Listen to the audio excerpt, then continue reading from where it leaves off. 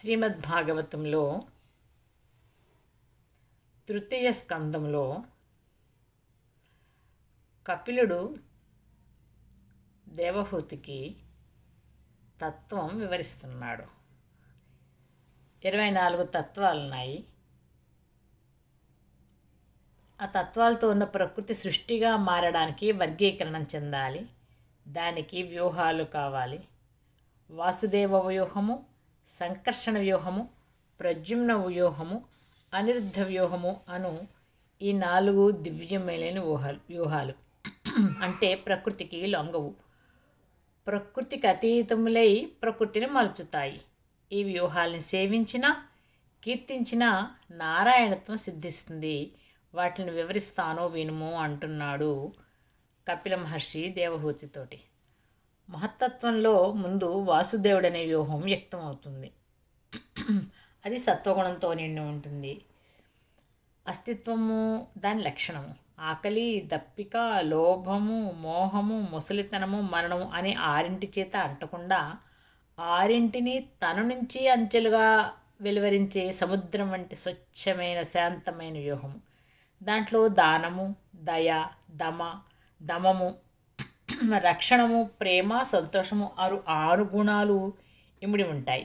దీనిని భగవంతుని నిత్య స్వరూపంగా సుందరంగా గ్రహించి భక్తులు సేవిస్తున్నారు.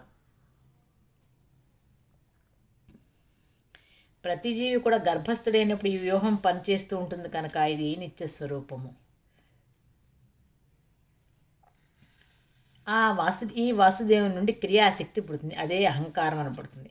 అది 3 వర్గాలుగా విడిపోతుంది. వైకారికము, వికారం లేక మార్పులుండేది, మార్పులు గలది. రెండోది తైజసము, ప్రజ్ఞారూపకము, ఇది తేజస్సుగా మెరిసేది.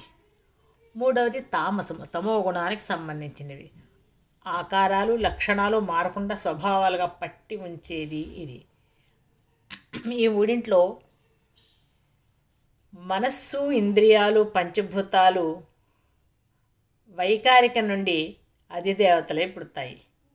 తైజసాహంకారం నుండి బుద్ధి, ప్రాణం పుడుతుంది.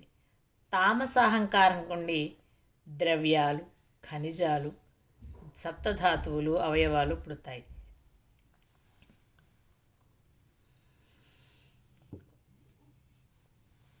అందు వైకారికమైన అహంకారం అధిష్ఠించి రెండవదేవు సంకర్షణ వ్యూహం వెలుగొందుతుంది. దాని ఎందు 1000 పడగలతో చుట్టుకొని సంకర్షణను మూర్తి ఉంటాడు. వానిని అనంతుడు, ఆదిశేషుడు అని కూడా అంటారు. అతడు పంచభూతాలను, ఇంద్రియాలను, మనస్సును తన పడగల ఎందు ధరించి ఉంటాడు. ఇంకను కర్తృత్వము, కారణత్వము అనేవి కూడా వాని నుండి పడగలుగా వేరుగుతూ ఉంటాయి. శాంతగుణము, భయంకరత్వము, మూఢత్వము అనే లక్షణాలు కూడా భరిస్తూ ఉంటాడు. ఇది సంకర్షణము అనబడే 2వ వ్యూహము. దీని నుండి మనస్సు అనే తత్వం పుడుతుంది. ఒక దేహం నుండి అనేక శిరస్సులు పుట్టినట్లు ఈ వ్యూహం నుండి పంచభూతాలు,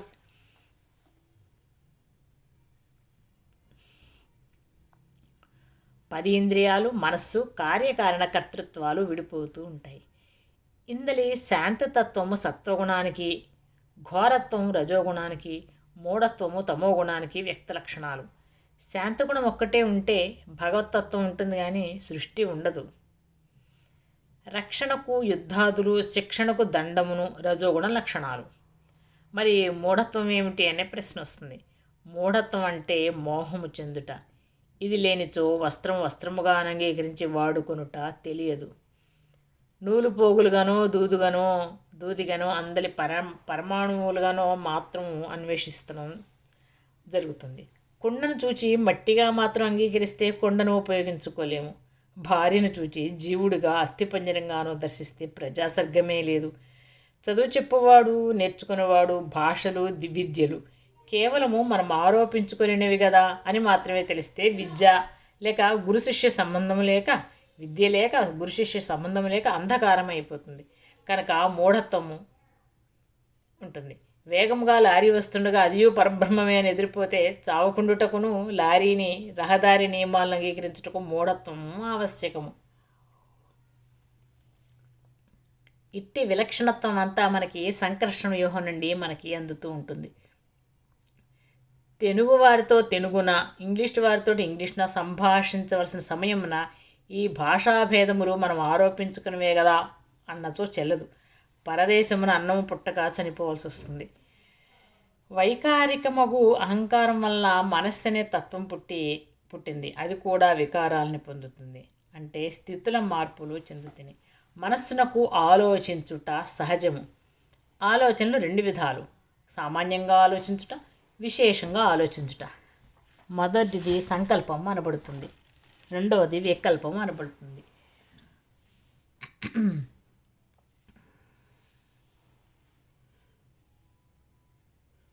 కంటికి కనిపించడం జరుగుతుంటే కనిపించుట అనే ఆలోచన జరుగుతుంది.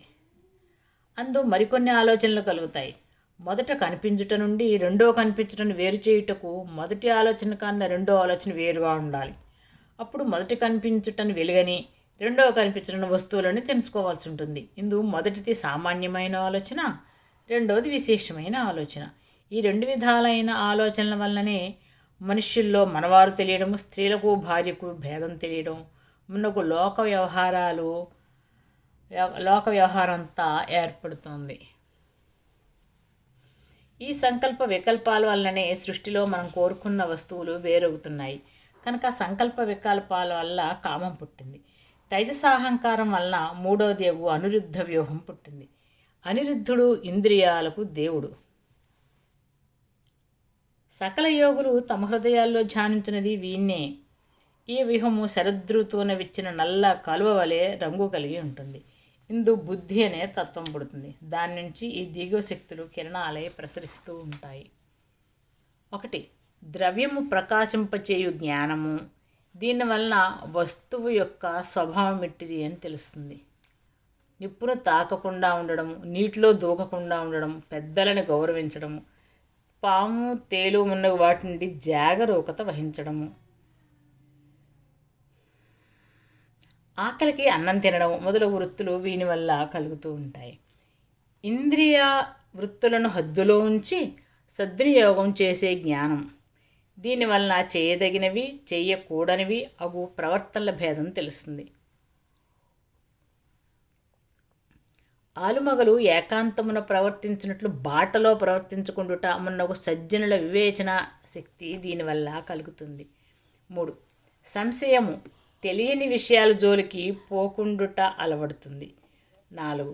మిథ్యాజ్ఞానం. ఇది మనం ఆరోపించుకున్న జ్ఞానం. దీనివల్ల తర్కశాస్త్రము, రసాయనిక శాస్త్రము, అర్థశాస్త్రము మున్నగునవి ఒకదానికన్నా ఒకటి వేరుగా మనకి తెలుస్తూ ఉంటాయి, గ్రహించబడుతున్నాయి. వాణిజ్యం చేయువారిద్దరూ తమ ద్రవ్యాలకు ఖరీదులను నిర్ణయించుకుంటూ ఉంటారు. ఆ నిర్ణయం వారిద్దరికీ మాత్రమే సత్యము కనుక అది మిథ్యాజ్ఞానం. ఇది లేకపోతే వాణిజ్యము, అర్ధార్జనం, వృత్తులు, అన్నోదకాలు పుట్టవు. 5. నిద్ర. ఇది లేకపోతే శరీరం అనే యంత్రాన్ని ఎట్టి హద్దుల్లో పనిచేయించినచో నశింపకుండానో మనస్సునకు తెలియదు. దానితో దేహము భిన్నమైపోతుంది. కాబట్టి నిద్ర అవసరం. నిశ్చయం. ఇది లేకపోతే పని సాగదు. స్మృతి అంటే ఒక్కరునొకరు తానెరిగిన వస్తువులు దాని పరోక్షంలో మనస్సును కల్పించుకునుట. ఇది లేకపోతే ఏ విద్య లేదు, అనుభవం లేదు, సత్ప్రవర్తనకు తావు లేదు. స్మృతి అంటే మనము పరోక్షంలో కూడా కల్పించుకోవడమే. 8. జ్ఞానేంద్రియాలు, కర్మేంద్రియాలు. 9. పనులు చేయుటకు పనిముట్లు తయారు చేసుకునే జ్ఞానం. అలాగే జ్ఞానం ఆర్జించుకొని పరికరాలు సమకూర్చుకునే జ్ఞానం. శక్తి కూడా తైజసాహంకారం వల్లనే పుడుతుంది. ఇది 2 విధాలు: క్రియాశక్తి, జ్ఞానశక్తి. Power of action, power of perception. ఇందు మొదటి దాని వల్ల ప్రాణం పుడుతుంది, రెండవ దాని వల్ల తెలియుట పుడుతుంది. ఈ 2 లక్షణాలను ఇంద్రియాలకు ఉన్నాయి. కర్మేంద్రియాలను పనిచేయించినది ప్రాణం, జ్ఞానేంద్రియాలను పనిచేయించినది జ్ఞానం. కాబట్టి ఇంద్రియాలు కూడా తైజసాహంకారం నుండే పుట్టాయి. తామసాహంకారం వల్ల శబ్ద తన్మాత్రం పుట్టింది. దానివల్ల ఆకాశము, దానివల్ల వినడం పుట్టాయి. వినునట్టి ఇంద్రియము శబ్దగ్రహం చేయుట పుట్టింది. అర్థానికి శబ్దము ఆధారమై శబ్దం వినేవారికి అర్థం స్పష్టమవుతోంది. శబ్ద తన్మాత్ర నుండి ఆకాశం పుట్టింది. అది మిగిలిన 4 భూతాలకు నివాసమైంది. ఇంకా లోపల వెలుపల అనే తావులను సృష్టించింది. ఈ ఆకాశమే ఆత్మకు, ప్రాణానికి, ఇంద్రియాదులకు కూడా నివాసమైంది. కాలమే కదలికను కలగచేస్తుంది. దాని ఎందుపై చెప్పిన మార్పులన్నీ సంభవించాయి. ఆకాశం నుంచి కదలిక వలన స్పర్శ పుట్టింది. దాని నుంచి వాయువు పుట్టింది. దాని నుంచి చర్మం పుట్టి స్పర్శ జ్ఞానం కలిగింది. స్పర్శ జ్ఞానానికి లక్షణం ఏమిటి? మెత్తగా ఉండడము, గట్టిగా ఉండడము, చల్లగా ఉండడము, వెచ్చగా ఉండడము అనేవి. వాయువునకు కదిలించే శక్తి పుట్టింది. దాని వలన ద్రవ్యాన్ని విడదీయుట, కలిపుట పుట్టెను. దాని వలన ద్రవ్యం యొక్క కణములు పుట్టినవి. ద్రవ్య కణాలకు వాయువులందు లేచి చరించు లక్షణం ఏర్పడి వాయువునకు కదిలించే శక్తి పుట్టింది. దానివల్ల ద్రవ్యాలను విడదీయుట, కలుపుట పుట్టింది. దానివల్ల ద్రవ్యం యొక్క కణాలు పుట్టాయి. ద్రవ్య కణాలు వాయువునందు లేచి చరించే లక్షణం ఏర్పడి వాసన చూచుట అనే గుణం పుట్టింది. దీనివల్లనే దూరమునందున్న వస్తువులు వాసన వేయడము, చూడకయే అవి ఉన్నట్లు మనకు తెలియడం సంభవిస్తుంది. శబ్దానికి వినటము, వినబడుట అనే లక్షణాలు ప్రధానాలు. విన్న శబ్దాన్ని ఆశ్రయించి అర్థము గ్రహింపబడుతుంది. కనుక అన్ని ఇంద్రియములకును సంబంధించిన జ్ఞానం కూడా శబ్దార్థము రూపమున శబ్దమును ఆశ్రయించి ఉంటుంది. వాయువు వలన స్పర్శ గుణం కలుగుతుంది. వాయువు ప్రభావంతో స్పర్శకు రూపకల్పన కలుగుతుంది. దానివలన తేజస్సు పుట్టెను. వెలుగు కంటిని స్పృశించడం వలన రూపము కంటిచే గ్రహించబడుతోంది. రూపానికి ఈ లక్షణాలున్నాయి. 1. ఏది ఎక్కడ ఉందో తెలియడం. 2. ద్రవ్యం యొక్క ఆకారము సమమైన ఆకారం మనస్సున పడడము. దీనివల్ల అచ్చటున్న ద్రవ్యం యొక్క స్వభావం తెలియడము. ప్రతిబింబం వల్ల ద్రవ్యజ్ఞానము కలగడము. తేజస్సునకు ఈ దిగువ ధర్మాలు సాధారణము. జ్యోతము అంటే ప్రకాశించడము. పచనం అంటే ద్రవ్యములకు వండుట, పండడము అనబడే మార్పులు తేవడం. బియ్యము అన్నం అవ్వడం మనకు మార్పులు. లోహాలకు కరగడము, ద్రవాలు వాయురూపం ధరించుట మొదలగునవి కూడా ప్రకాశించడం. దప్పిక కలిగి నీరు తాగడము. దేహానికి ఎప్పటికప్పుడు నీరు కావాలని తెలియచేయడమే దప్పిక. ఆకలి.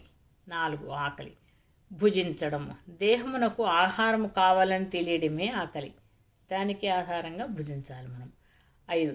నీరు మాయమగునట్లు ఆర్చుట. దీనివల్ల ఆయా ప్రదేశములందు మంచు తొలగుట, చలి తొలగుట, నీరు అనావశ్యకమగునప్పుడు తావు నుండి ఇంకిపోవుట జరుగుతున్నది. నీళ్లు పోసినట్టు ఒకసారి ఆవిరైపోతూ ఉంటే ఆర్చుకుపోతాయి. 6. రూపము వెలుగుట వలన ద్రవ్య భేదాలు తెలియవుట. అట్టి తేజస్సు వలన రుచి పుట్టెను. నీరు యొక్క ఉష్ణోగ్రత మార్పుల వలన నీరు వేరువేరుగా రుచులను అందించును. ప్రకృతిలో తేజస్సు వలన రుచి పుట్టి దాని నుంచి జలాలు పుట్టాయి. నాలుక రుచిని గ్రహించుటకు ఏర్పడిను. రుచి చూచు ప్రజ్ఞ ఒక్కటే అయినను ద్రవ్యమునందలి పంచభూతాల వేర్వేరు రకముల కలయికల చేత వేర్వేరు రుచులు పుట్టాయి. అవి ముఖ్యంగా వగరు, చేదు, కారము, పులుపు, తీపి, ఉప్పు అని 6 విధాలుగా ఏర్పై వీటిని షడ్రుచులు అంటారు. పులుపు, తీపి, ఉప్పు, చేదు, కారం, వగరు.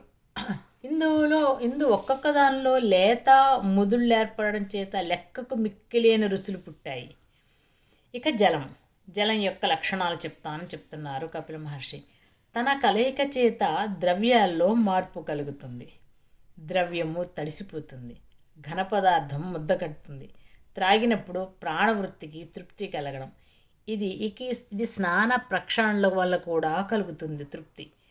దేహదారులు దేహంలో జీవించటానికి ఆధారమవుతుంది జలం. జీవన ప్రవృత్తిలోని ఎగుడు దిగుళ్లను సామ్యం చేస్తుంది, మెత్తపరుచుతుంది, వేడి యొక్క తాపాన్ని పోగొడుతుంది. జలలుగా ఏర్పడి తీసినచో మళ్ళా ఊరుతూ ఉంటుంది. ఎక్కడైనా జల ఏర్పడుతుంది, వాళ్ళు తీస్తే ఇంకా ఊరుతూ ఉంటాయి. నూతిలో నీళ్లు ఊరుతాయి కదా. రుచి వలన జలముల ధర్మాలు మార్పు కలుగుట వలన వాసన అనే శక్తి పుట్టింది. దాని నుండి పృథ్వీతత్వము అనబడే ఘన పదార్థం పుట్టింది. వాసన తెలియడానికే ఘ్రాణేంద్రియం ఏర్పడింది. వాసన తెలియుట ఒకే శక్తి అయినా కూడా వ్యక్తముగు ద్రవ్యములోని పదార్థ నిర్మాణ భేదాన్ని బట్టి వేర్వేరు గుణాలుగా వాసన గంధములు ఏర్పడినవి. 1. ఇంగువ మొదలగు పోపు ద్రవ్యాల వాసనలు. 2. విషము తిని చచ్చిన జంతువుల మాంసము వాసన మొదలగు నీచు వాసనలు. 3. కస్తూరి మొదలగు ద్రవ్యముల సుగంధ గుణము. 4. పద్మము మున్నగు పుష్పముల శాంతగంధముల గుణము. 5. వెల్లుల్లి మొదలగు ద్రవ్యముల వాడి అయిన వాసనల గుంపు. 6. పాసిపోయిన పక్వ భోజన పదార్థాలు కలిగించు పులిసిన వాసన మున్నగు గుణాలు. ద్రవ్యముల యందలి అంతర్భాగములైన ద్రవ్యముల పాళ్లను బట్టి ఈ వాసన అనేక విధాలుగా హెచ్చింపబడును. ఇక పృథ్వీతత్వం యొక్క లక్షణాలను తెలుపుతాను. ఆకారము నిలుపుటకు అవకాశము. ఇది ప్రతిమలు మున్నగు వాటిని కావలసిన ఆకారంలో తయారు చేయడానికి ఉపయోగిస్తుంది మట్టి. 2. ద్రవ పదార్థం కానీ ఘన పదార్థం కానీ వాయు పదార్థం కానీ మరి ఒకటి ఆధారముగా అక్కర్లేకనే నిలబడి ఉండగలుగుట, అనగా మరి యొక్క పాంచభౌతిక ద్రవ్యాపేక్ష లేకనే ఆకారము నిలబడుట. జలము మున్నగు వానికి ఆధారముగా ఉండగలుగుట పృథ్వీ. ఇంకొక వస్తువును మోటించి నిలపగలుగుతుంది. ఆకాశము, వాయువు, అగ్ని, జలము అని వానిని విడదీసి సందు చేసుకొని తాను ఉండగలుగుట. 6. సకల జీవుల లోపలి పురుషుని వ్యక్తపరచు దేహంగా పనిచేస్తుంది. ఇట్లు చెప్పి కపిల మహర్షి వీనిని అవగతనం చేసుకోవడానికే కొంత మౌనం ప్రసాదించి కపిలాచార్యుడు మళ్ళా ఇట్లా అంటున్నాడు. తల్లి, పైన వివరించినవి పంచభూతములకు గల సాధారణ ధర్మములు మాత్రమే. ఇవి కాక ఒక్కొక్క దానికి ఒక్కొక్క అసాధారణ ధర్మం ఉంది. 1. ఆకాశానికి అసాధారణ గుణము శబ్దము, దాన్ని గ్రహించినది చెవి. వాయువునకు అసాధారణ గుణము స్పర్శము, దానిని గ్రహించినది చర్మము. తేజస్సునకు అసాధారణ గుణము రూపము, దాన్ని గ్రహించేది కన్ను. జలమునకు అసాధారణ గుణము రుచి, దాన్ని గ్రహించేది నాలుక. పృథ్వీకి అసాధారణ గుణము గంధము, దాన్ని గ్రహించేది ముక్కు. శబ్దము మాత్రమే ఆకాశ విశేష గుణము. ఆకాశము శబ్ద గుణకము. వాయువునకు శబ్దస్పర్శాలు రెండూ కూడా ఆయా కారణాల చేత అన్వయిస్తాయి. ఆకాశము స్పర్శను కలిగింపలేదు, కానీ వాయువు శబ్దాన్ని స్పర్శని కలిగిస్తుంది. అగ్నికి శబ్దస్పర్శ రూపాలు ఉండవచ్చు. జలానికి శబ్దస్పర్శ రూప రసాలు సాధ్యాలు. పృథ్వీ యందు శబ్దస్పర్శ రూప రస గంధాలు 5 ఉంటాయి. భూమిలో ఆకాశమున కన్నా సూక్ష్మంగా అహంకారతత్వం ఉంది, దానిపైన మహత్తత్వం ఉంది. ఆకాశం కన్నా సూక్ష్మంగా అహంకారతత్వము, అహంకారం పైన మహత్తత్వము. మహత్త మొదలుకొని పృథ్వీ వరకు ఏర్పడిన ఈ 7 తత్వాలు కూడా పరస్పరం మిళితాలవుతూ ఉంటాయి. దానికి ఫలితంగా పురుషుడు ప్రకృతిలో వ్యక్తమవుతాడు. కనుక ఈ 7 తత్వాలను కలయిక చెందుచు తమ అనుభవించు పురుషుని పుట్టించు సామర్థ్యం కలిగి ఉన్నాయి. అట్టి సామర్థ్యము గల తరుణము గమనించి పరమాత్మ వాని యందు ప్రవేశించెను. అతడు కాలము రూపమునకు అంతుబట్టని అస్తిత్వం కలవాడు. ఈ తత్వముల నిర్మాణానికి అంతటికీ కారకుడు, త్రిగుణాలకి అతీతుడు. తనకన్నా మిగిలిన సృష్టిని తన అంతర్యామిత్వంతో నియమిస్తాడు. కన్ను మొదలగు ఇంద్రియాదులకు అందని రూపం కలవాడు. అతడు ప్రవేశించటం వలన ఈ తత్వాలన్నీ ఒకదాని చేటొకటి ఘర్షణ పొందినవి, దానితో ఉడికినట్లు కలిసినవి. ఒకదానితో మిగిలినవన్నీ ఉండినట్లు ప్రవేశించినవి, ఒకదానిలో మిగిలినవన్నీ ఉండేటట్లుగా ప్రవేశించినవి. ఈ ఘర్షణతోటి ఒక గుడ్డు పుట్టింది. అది అందరి అంతర్యామిక చేతనాన్ని కోల్పోయి వేరుగా ఏర్పడింది. కోడిగుడ్డులో ద్రవమందలి కోడిపిల్ల ప్రజ్ఞ కన్నా వేరుగా ఏర్పడినట్లు, కోడిగుడ్డు నందలి ద్రవమందలి కోడిపిల్ల ప్రజ్ఞ కన్నా వేరుగా ఏర్పడినట్లు, లేదా మన నుండి వెలువడిన గోళ్ళు జుట్టు మన ప్రజ్ఞ నుండి వేరైపోయినట్టు అలా ఏర్పడింది. ఆ గుడ్డి పేరు విరాట్. అందులో ఉన్నవాడు విరాట్ పురుషుడు. వాని చుట్టూనున్న అండము అన్నిటికన్నా వాని చుట్టూనున్న అండం అన్నిటికన్నా పై పొర పృథ్వీతత్వం, తర్వాత పొర జలతత్వం.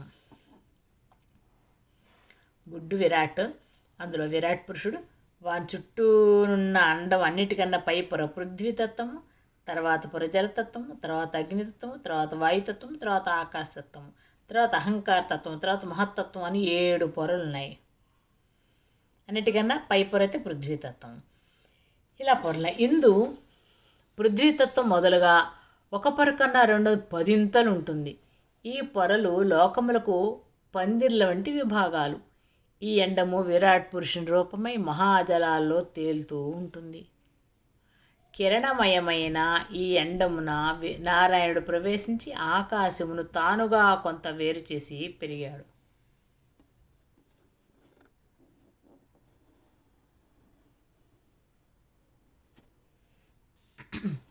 898. ఈ విధంగా హిరణ్య గర్భాండమున విరాట్ పురుషుడు ప్రకాశం చెందును. వాని ముఖం వల్ల వాక్కు పుట్టెను, వాక్కుతో అగ్ని పుట్టెను, ముక్కు వల్ల ప్రాణం పుట్టెను, దాంతో వాసన చూచు ఇంద్రియం పుట్టెను, దాని నుండి వాయువులు పుట్టెను, దానితో ప్రాణవాయువులు పుట్టెను, ప్రాణం నుండి కన్ను పుట్టింది, వాటి నుండి సూర్యుడు పుట్టాడు, దాంతో చూచుట పుట్టెను, చూచుట నుండి దిక్కులు పుట్టాయి, దిక్కుల నుండి చెవులు పుట్టాయి, వాణ్ణెందు వినడం పుట్టింది, చర్మాన్ని నుండి మీనాలు రోమాలు, చర్మము నుండి మీసములు రోమాలు పుట్టాయి, వాని నుంచి ఓషధులు పుట్టాయి, అటుపైన పురుషాంగము పుట్టెను, అందుండి శుక్రము పుట్టెను, అందుండి జలాలు పుట్టెను, అటుపైన మలావయవము, దానివల్ల అపానము పుట్టెను, దానివల్ల మృత్యువు పుట్టెను, చేతుల నుండి బలము, ఆ రెండింటి నుండి ఇంద్రుడు పుట్టెను, పాదాల నుండి గమనం, ఆ రెండింటి నుండి హరి అని రూపం పుట్టెను, నాడుల నుండి రక్తము, దాని నుంచి నదులు,